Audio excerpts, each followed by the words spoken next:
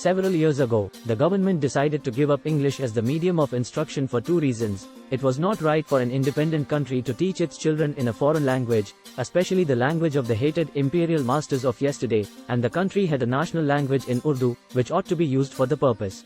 The first reason was sound and honorable, but clearly hypocritical and illogical. Hypocritical, because the government which took this decision not only did its own business in English, but encouraged or at least permitted the army, the commercial classes, the higher judiciary, the universities of science, medicine, technology and agriculture and some other sectors of the nation to do the same. In addition, the very people who ordered Urdu into schools and colleges lived a life which could only be called a black or brown version of the good old colonial days.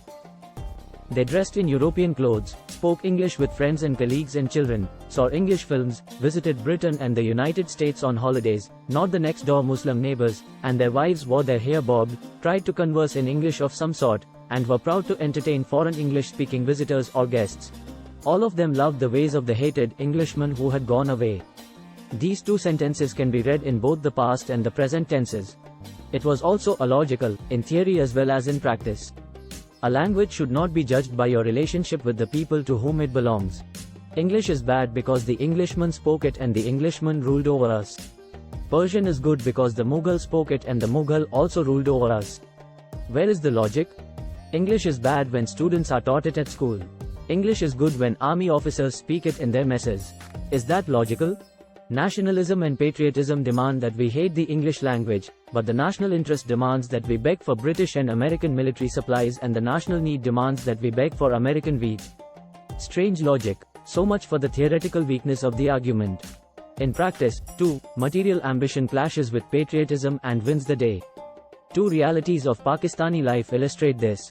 All the affluent Urdu-speaking families of Karachi, the keepers of the linguistic and cultural conscience of the nation, the clamorous supporters of Urdu as the national language, the very people who protested violently when Bengali was made the second language of the country, all of them send their children to English medium schools, and when questioned on this behavior, argue shamelessly that they want their children to do well in the world and they won't do well if they go to Urdu medium schools.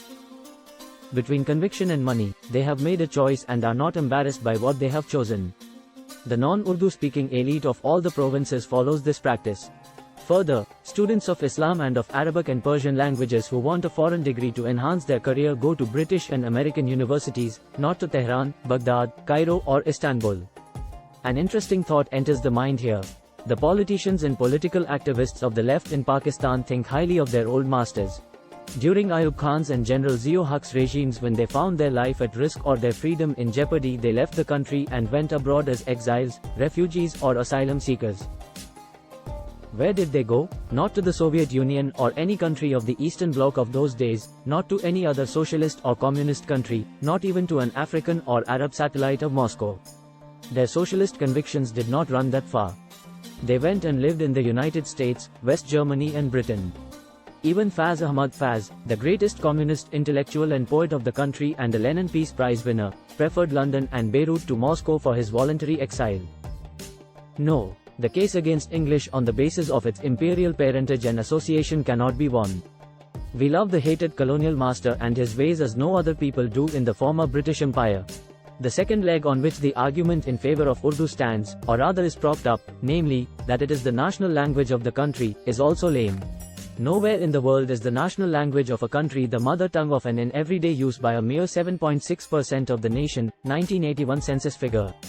And this percentage was about 2 when Urdu was declared the only national language in 1948.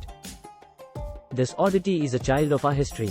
In British India, the All India Muslim League was dominated throughout its life by a handful of leaders from the United Provinces, and its decision-making machinery was overwhelmed by this small group.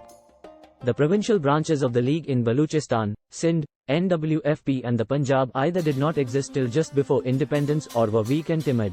The Lucknow Pact of 1916, which put an irretrievable end to the prospects for Muslim self-rule in the Punjab and Bengal, is one proof of the League's subservience to the Urdu-speaking UP Wala.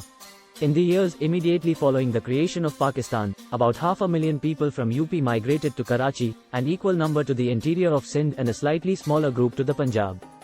As this migration continued in diminishing numbers till the 1980s, with the great bulk of it going to Sindh, the indigenous Sindhi is now in danger of becoming a minority in his own province.